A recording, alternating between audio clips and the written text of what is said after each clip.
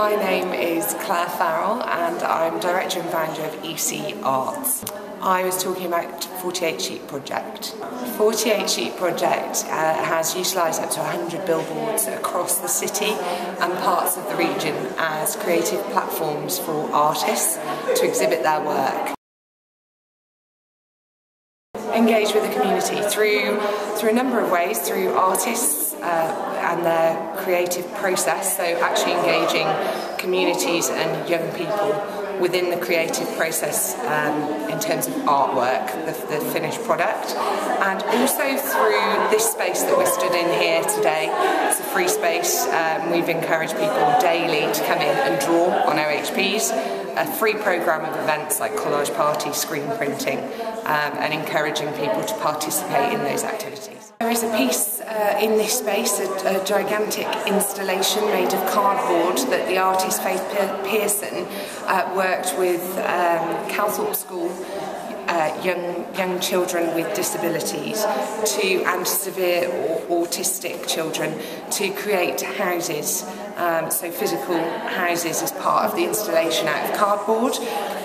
Faith also worked with Alderman Bowen, which is a adult disability centre, and she ran a series of workshops where they also made the houses for this installation, and the houses are part of the artwork. The physical installation that they made is in this project space that we're stood in now, and it's been photographed and it's on a gigantic 48 sheet billboard. Also we've worked with Access to Music, who work with 13 to 25-year-olds, hard to reach young people, and they have participated in a workshop and collaborated with an artist called Steve Parsons to create their own collages out of 48 sheet posters. I'm Jill Phillips and I'm the Director of Nutshell Communications Limited. Talking about my Whose Shoes learning and development tool. Well, Whose Shoes is about looking at issues from different people's perspectives, so really walking in their shoes. And the Whose Shoes board game, which I've developed, is looking at issues around personalisation and changes in health and social care. So, for example, whether you're a manager, whether you're a care provider or a commissioner of care, the people who use services, they're family carers. You might be a member of all sorts of different organisations and frontline staff, for example a community care assistant or a social worker, and the idea of the tool is that by looking at through different people's eyes at different aspects of personalisation, you build a picture and you build bridges between people so that they actually understand what it's like to be in other people's shoes.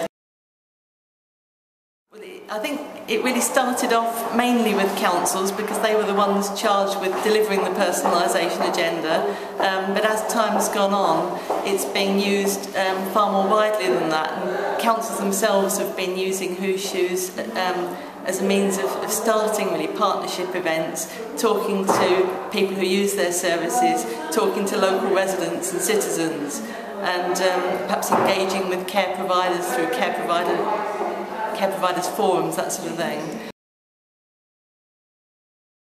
I'm Rosie Edwards. I'm Sandwell Metropolitan Borough Council's Anti-Poverty Manager. I've been talking about Friends and Neighbours, which is an initiative which has been developed in Sandwell over the past 18 months to 2 years, starting in the Soho Victoria ward of the Sandwell Borough.